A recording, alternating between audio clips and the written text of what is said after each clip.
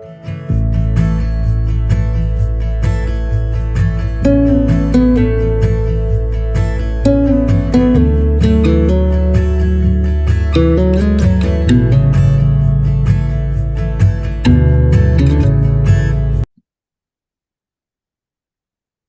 everyone, and welcome to season 10 of Behind Your Eyes. And in this first episode, the lovely Laura is my guest. So, hi, Laura, if you would like to introduce yourself to everyone.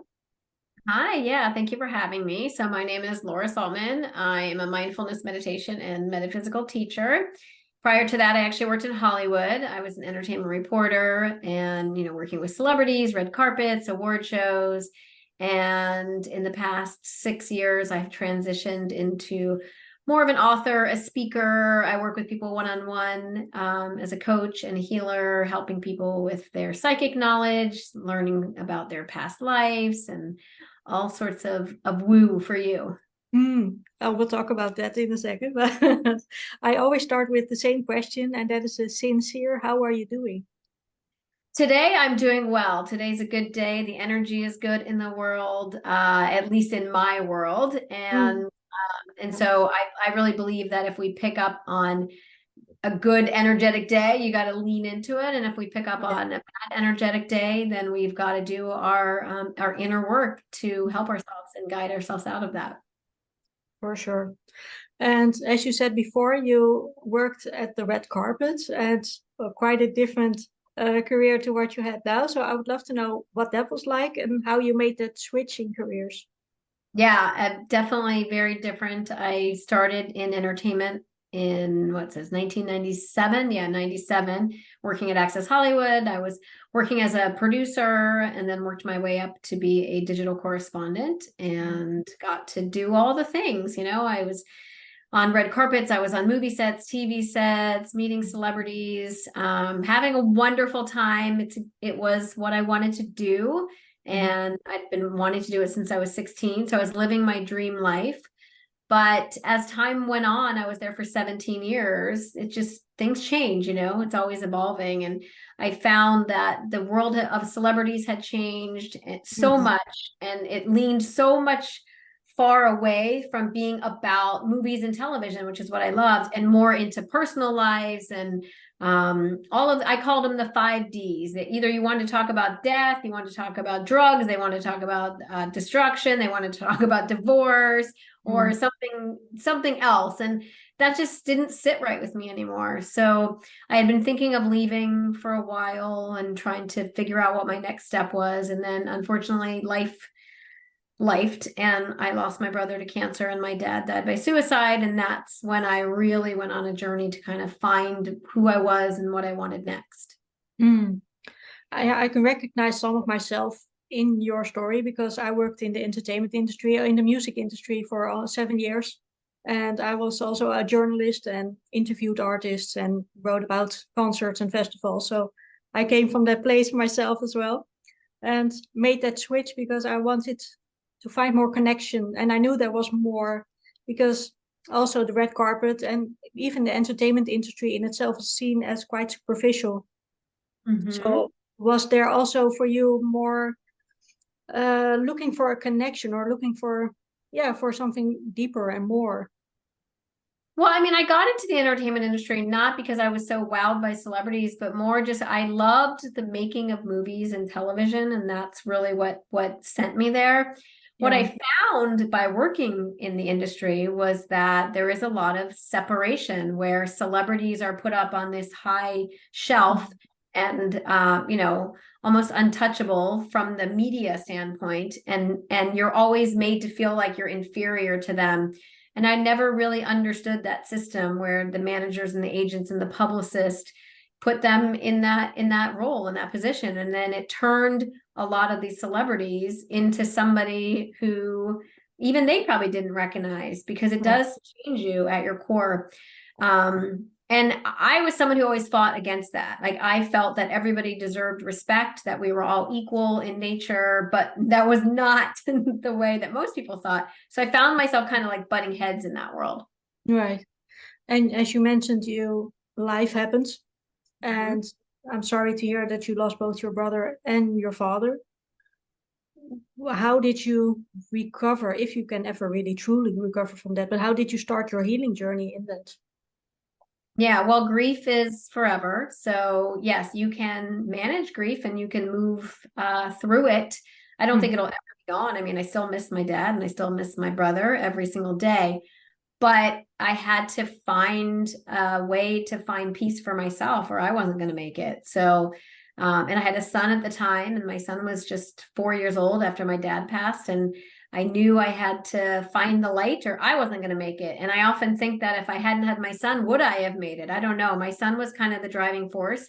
And I think mm, sometimes when we go through things, I feel that we need those driving forces for us to like get yeah. up, get moving. And he was that for me. So I found a spiritual life coach that I work with for 2 years. And she really taught me about energy work and she taught me about doing the inner work. She taught me about spirit and all of that. And then I took the ball and ran with it. So she sort of lit the flame Right. and helped me manage the flame. And then Mm, I took it from there. So I'm such a big fan of that type of work. I think therapy is awesome too. I went to therapy as well, community connection. But I definitely know that the thing that helped me, healed me the most was my journey with spirituality. mm. And what does that look like in your life now? How do you use almost spirituality to well, function really? So I always say the same thing, and that is it's not one thing, it's a million Mm, little things that I do every single day of my life. I've been on this journey since 2013, since my brother passed, and it's an everyday thing. And it could be different every day, but it includes meditation, includes journaling, it includes pulling tarot and oracle cards, it includes working with others and trying to give back to others. I do a lot of live readings for people on platforms like Insight Timer and Instagram. So I try to be in service. mm, Today, like what did I do today for my mental well-being and my spiritual well-being? I went for a walk because in the morning, the moon and the sun are both out at the same time. And I know that energetically, it's almost like taking a cleansing bath with the mm, energy. So that was a lot of what I did today. I'm always writing my books. Every day I channel quotes. Sometimes I'm working with crystals. I mean, it's just a multitude of things that I mm, do consistently. And I think that's the biggest piece of spirituality is you have to be consistent. mm. And do you also work just with your own energy? Like, okay, what do I need today? What does my energy need today? Yeah, so I'm a mindfulness meditation teacher, which means I practice mindfulness. So it's coming back to me in every moment that I can to recognize like, oh, I'm struggling today, or I'm feeling anxiety today, or oh, I'm feeling really good today, like I said earlier. So I try to come back to the place of now. Mm, And I really believe that because we have free will and choice, that when we come back to now, we become more present and aware of what's happening within ourselves, it gives us that moment of clarity that we need to choose. And I can either choose to continue down the path of pain and misery, or I can choose to do it a different way. And to be honest, some days I choose the misery. Like some days, if I'm having a bad day, I would say maybe once a month, like I just do nothing. I sit on the couch and I have a pity party for myself. And I mm, think as spiritual beings, like we need that day too. We need to sit yeah, in our humanity. But yeah, I don't stay there anymore. I really try to yeah. choose when I'm feeling it to do whatever I need that day for me to Yeah. move past it. Now, I'm fortunate in that I do this for a living. And so I'm working with people every single day or I'm doing podcasts. So I'm always in this work. If I Right. wasn't always in this work, I can't imagine what I'd be going through because I know like even as a healer, there's days when I just feel off. So Mm, imagine if like you're not doing any of this work, like you really can go into some dark places. mm. Yeah, you would say as a healer, you have your off days, but I think even or especially as a healer, we have our off days because, well, me as a high sensitive and empath, you feel a Yeah. lot. Yeah, you So, take on other people's energy and you really have to clear and cleanse that. Like you're like a sponge. And yeah. even if you're in a place of service, sometimes that service can have an impact on you. So it really is important to kind of do your energy hygiene and clean Mhm. and clear your auric field and your energy and start from fresh. It's kind of like brushing your teeth. Like If you go for a couple of days without brushing your teeth, it's going to get pretty nasty, right? But if Yeah. you get in the habit of cleaning your teeth, and I hope and believe, and I don't know what your thought on this is, but I really hope that in the next like 3 to 5 years, doing energy hygiene will become the norm, just like brushing your teeth. Yeah, I agree. I think people become a lot more aware of how necessary it is and how much the energies around us, especially the negative energies around us, affect us so much. Yeah, Yeah, definitely. I agree. And I would love to know, because you're also a medium, so how did you realize you had that gift? So it actually started before my spiritual journey. It started in probably my early 20s. My parents would always be like, when you're dead, you're dead. You go on the ground and that's it. And I just never, ever, ever connected to that idea. Like I came into this life clearly already knowing that there's somewhere where we go when we die. So I lived with that for a long time. And then in my early 20s, I definitely had this weird, keen sense of energy and spirits when I would walk into people's homes and apartments and condos and office buildings. Like I just was always that person who was like, somebody died here. I'm like, picked up on something. And I didn't really know what it was for a very long time. And it wasn't until I did my own spiritual awakening that I started to work with that. I think I was like maybe like 27 or 28 when I had my first like real encounter with understanding that there was some energy in the space. And that was my Nana.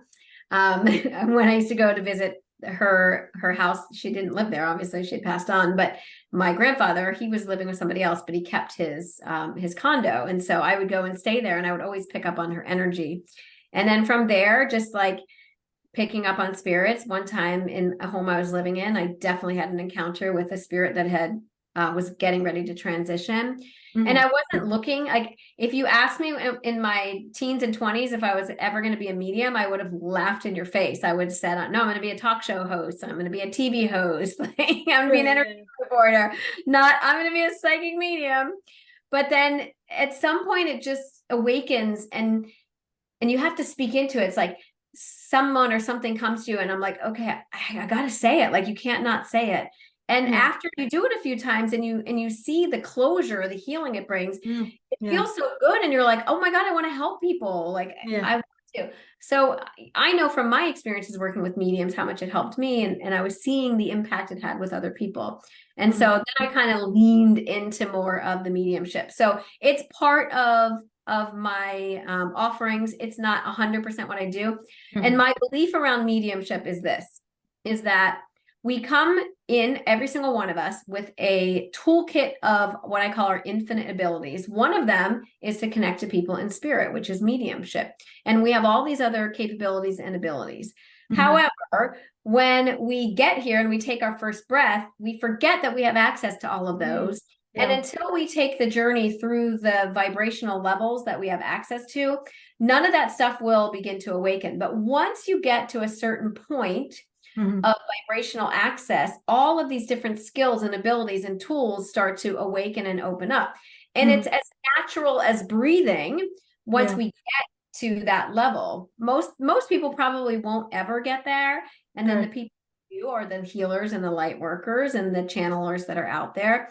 I have a feeling though that we have only skimmed the surface of what we are all capable of. I think that so much more that we have access to, and we'll see how it continues to unfold because, you know, for me, it's worked with, like, at first I was just reading tarot and oracle cards. Then from there, I started working with mediumship. Then from there, I started working with energy healing. Then I started becoming a little bit of a medical intuitive. Then I was able to communicate with animals. Then I was able to channel, like, do automatic writing. And then I started working with numbers and numerology, and now I'm dabbling in astrology. And so it's like, it just keeps opening and opening and opening. And I'll be excited to see what 10 years from now holds and what is possible for me and for others as well. Yeah, it's fascinating that you bring that up, because one of my questions was actually like, do you think like psychic abilities is something that we all have, but most of us haven't really embraced that or aren't aware of that?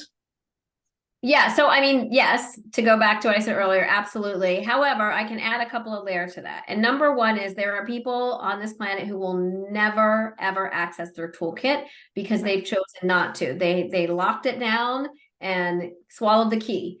They don't want to know, they don't want to be awakened, and they want to know nothing about it. And that's their journey, and that's fine. Then there are people who will be like enthralled with it and will continue Mhm. on the journey. And they may have struggles accessing some of those tools. And maybe it's because they're not either ready for it, or Mhm. there's still a belief that it's demonic or scary, stemming Right. from their belief system, their religions, or even going back into their ancestry. So they may have a struggle with that. Then I believe that there are people in this world who are really amazing, awesome mediums that Mhm. at the level of their spirit and their soul, in their soul contract, they wanted to do that work. So they Mhm. come in and they very easily and quickly start to assess that they can connect to spirit, but they have no idea other than the fact that they can communicate with spirit of who they are on a deeper, more spiritual level. And I think we see a lot of the TV psychics, the really famous psychics, I would put in that category. Right. Oh, that's fascinating. What do you think? Well, is there something lacking, the sense of depth lacking, or just a sense of knowing? At their, I think that we all choose whether or not we want to have an awakening in our life that we're living. And some Mhm. people will never have it. Some people said yes to it and are making choices based around that. And sometimes they'll awaken and sometimes they'll go back to sleep. And some people, I think, just they choose a profession or they choose something and they don't want to know. I think before we hop into our human bodies, we make decisions at the soul level that affect and impact us at the human level. And we're just kind of living out those scenarios and making choices and decisions along the way. To be honest, I work with a lot of clients, and many of them will come to me and we'll do these like profound, amazing insights. But then ultimately, the ego takes over, the fear comes back, they become too ensconced in humanity to really even hold that belief anymore. Like they may get some amazing insights and they start to grow and they start to evolve and they start to change, but then something kind of drags them back to sleep. And those some things are everywhere. Trust Mhm. me, there's more some things than serendipity and coincidences that most people see. So it's really challenging to stay awake in a world of tragedies and wars and famine and all of the things that go on. Mhm. But if you are willing to see it differently through the lens of spirit, the lens of soul, there are so many miracles that happen every single day. Mhm. Synchronicities, serendipities, things that are not coincidence. There's signs and messages and symbols and numbers and animals and all sorts of things that are trying to remind us of our Mhm. divinity. And we call them the holy shit moments. Like you can't make this shit up. Like Yeah. that happens to me more often than not. I Right. see miracles than I see the human pains. Mm. And do you believe in soul contracts? Well, 100%. Yeah. Like I would call it your life blueprint. I do believe that when you come here with a certain set of desires for your growth and expansion to move past all other life circumstances in the linear timeline, at least of Earth, of what you've moved through and been through, and that you're here to work towards becoming, well, basically coming back to love. That's the journey that every single person is on this planet and everywhere else. We're Yeah. trying to come back to love, trying to come back to who we are at the core. And so whatever is showing up in our experience is to guide us back to this. I tell people all the time, we threw ourselves down the rabbit hole with the rope, and now we have to climb ourselves back up. Mm. Interesting. Yeah, I'm grasping it all here. Yeah, it's like these are like all my favorite topics, so I'm like taking it Me in as too. well. Oh, me too. Me too. And you also do past life readings, which is also really fascinating to me. And I would love to know, how much do past lives affect us in this life?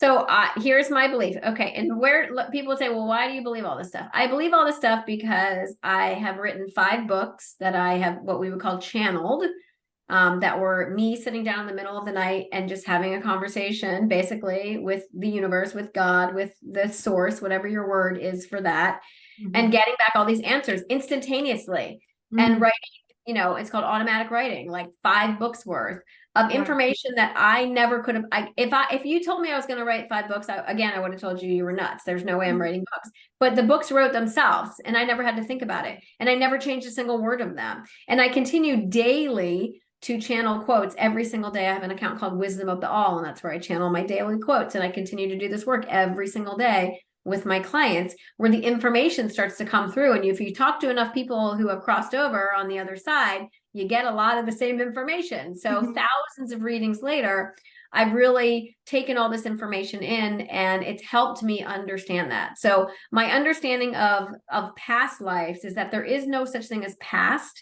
We've just used that as a word to recognize the linear timeline of Earth, Right. that things happen in time behind us, that they happened prior. Right. But in metaphysics, because I'm a metaphysical teacher, there is no time and space, which means there really is no time, which means everything is happening essentially all at the same time, even though it feels as if it was happening prior. So in terms of, if we think of it as past lives in a linear timeline, do I think that our lives are impacted by what happened in the linear timeline prior? 100%. Because that's the whole reason we are in the bodies, is we are here to experience physicality so that we can take that journey back to love. So the things that happened prior in past linear life were things that we've done that were more fear-based in nature on Earth, that we are now kind of like trying to move beyond that. So if you were a torturer in some other life thousands and thousands of years ago, then over time you have been learning about the karma of that. You have been trying to get to better yourself, to evolve yourself back to be empathetic, compassionate, all of those things. And sometimes those memories that we hold within ourselves that are very deeply, deeply regressed within ourselves absolutely have an impact on the way that we show up in this world. And I have done this work with so many people to uncover some of those past life things and see the impact. And that's where I said, like, I think therapy is amazing, but adding on a healer to your journey is so impactful, because we can help people access that deeper regressed information that they may not realize is impacting their journey. And how do you start to heal like past life wounds, knowing they're there? You either do it yourself, as if we have the tools, like we have the toolbox, we just, sometimes it's harder to do it on our own.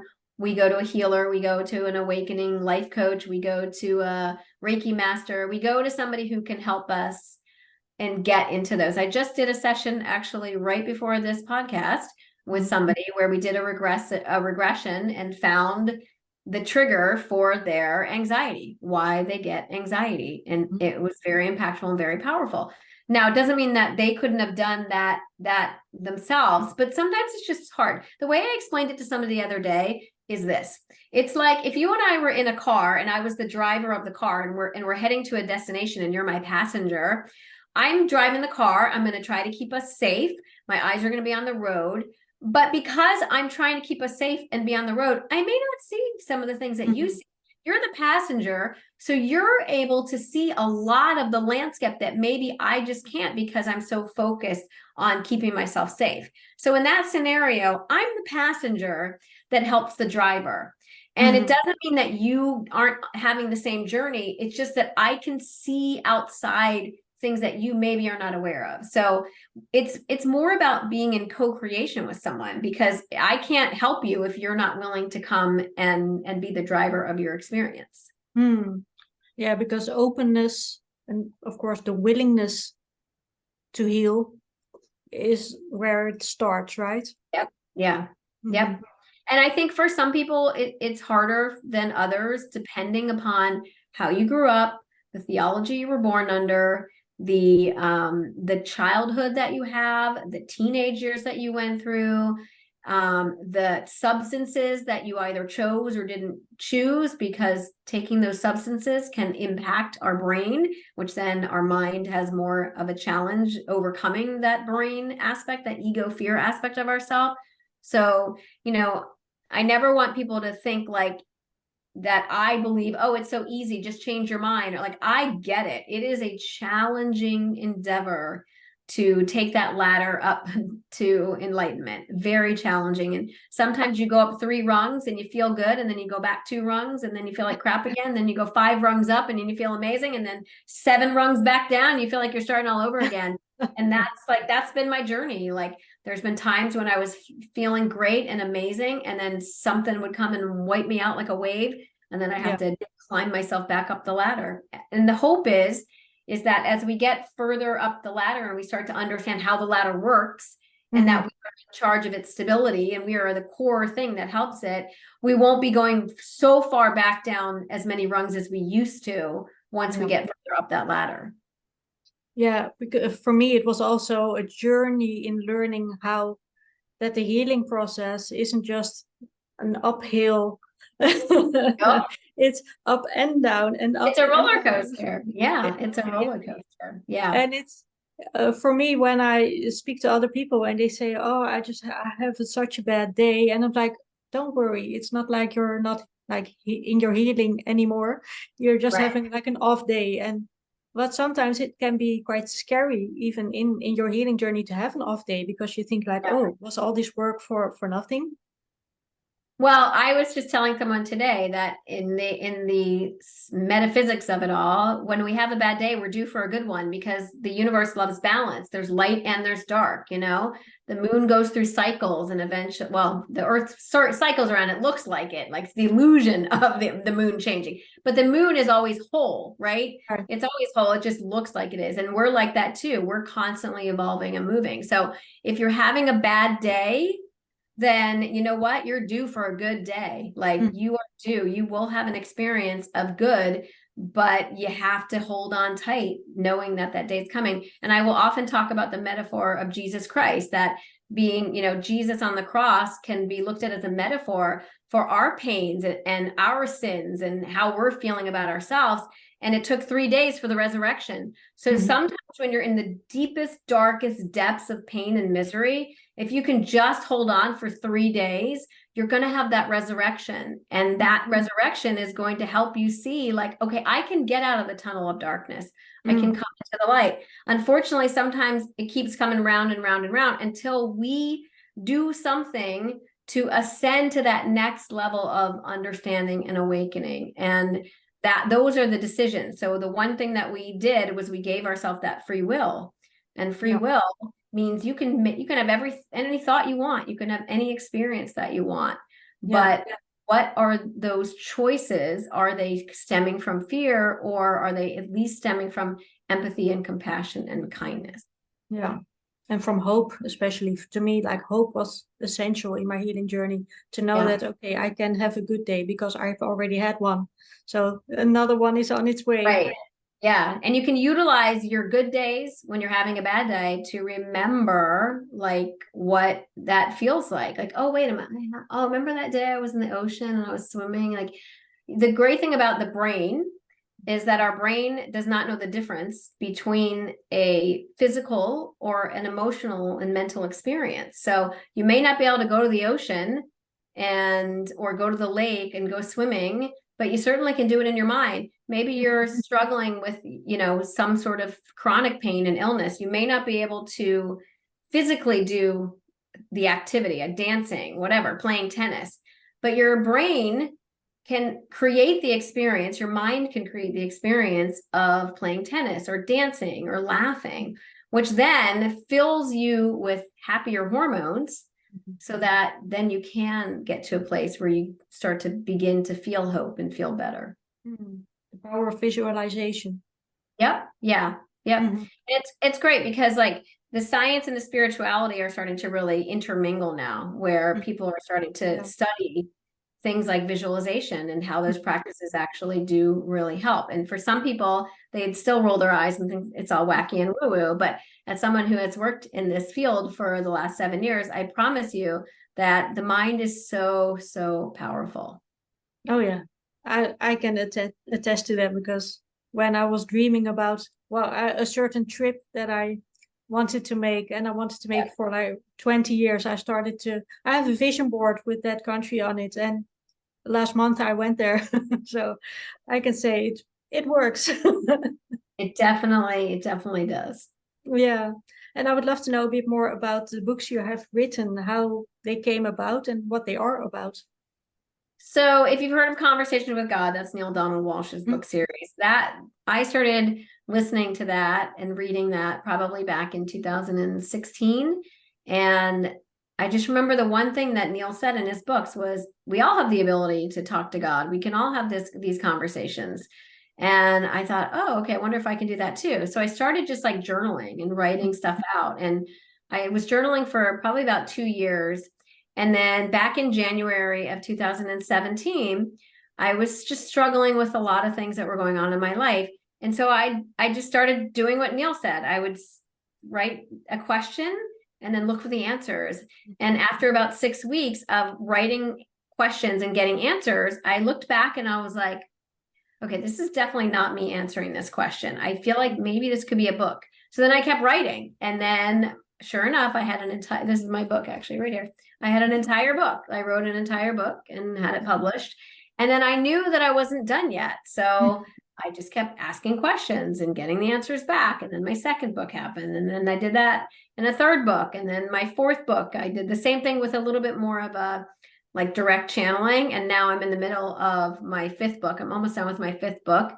I'm creating a journal. So it's all through what we would call automatic writing or channeling. I don't love the word channeling anymore because channeling to me makes it seem as if we're not tapping into the wisdom that's within ourselves that we all have access to. It still seems like you're talking to somebody outside of yourself, which is the way that I understood it when I first started doing it.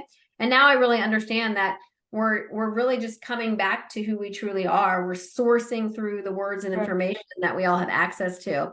So my books are sourced. And I know that I will just continue to write them because we're always going to be questioning. There's always going to be things going on in the world that lead us to question. And so it's definitely been a journey. I never thought in all my days on earth prior to writing books that I would be an author. Yeah. Well done. Thank you. Well, my final question is also always the same, and that is, when are you at your happiest? I'm at my happiest when I'm with my son. And now that he's a little bit older, it's more challenging because he's busier.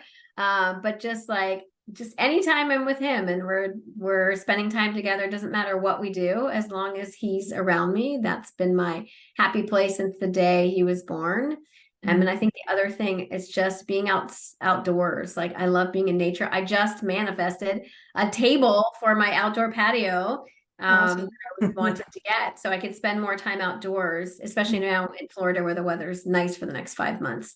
So being outdoors makes me happy and joyous. And then lastly, I will say being in service. So helping others on their journey of awakening, delivering messages from spirit through the divine tools that we have access, whatever those tools are, whether it's one-on-one in a paid session or whether it's just doing them free on different platforms. I really love to be in service, and that's definitely more of what I want to do in the world. Is I want to continue to serve and be the beacon of light that I can be. Thank you so much for today, Laura. It was really an honor to talk to you. Thank you. Thank you. I appreciate you.